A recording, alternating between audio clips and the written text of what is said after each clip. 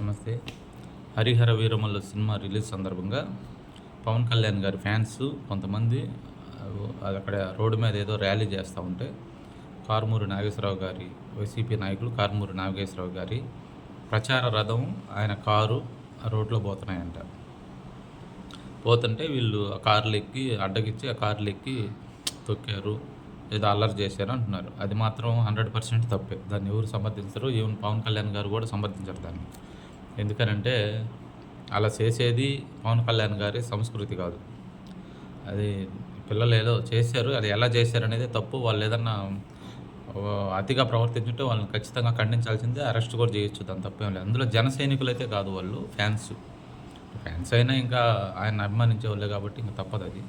కాకపోతే నాకు ఒక చిన్న డౌటు, ఇప్పుడేం ఎలక్షన్స్ లేవు, ఏమీ లేదు.